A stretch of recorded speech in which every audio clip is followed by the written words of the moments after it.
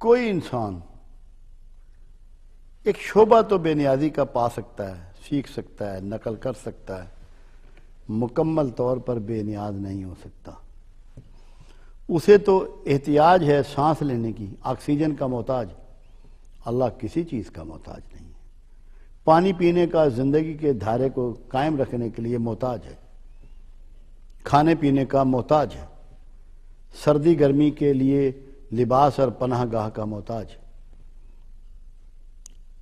نیند اس کی مجبوری ہے، اس کو سونا پڑتا ہے، رفع حاجت اس کو کرنی پڑتی ہے، پیشاب رک جائے تو مصیبت، اگر نہ رکے تو مصیبت۔ یہ باتیں سمجھانے کے لیے اس نے صمد کا لفظ استعمال کیا کہ ان ساری چیزوں سے بے نیاز ہے۔ اللہ اسی لیے صمدیت کو اپنی چادر کہتا ہے۔ یہ اللہ کی چادر ہے جو کوئی دوسرا نہیں اوڑھ سکتا، یہ صرف اللہ کو زیبا ہے۔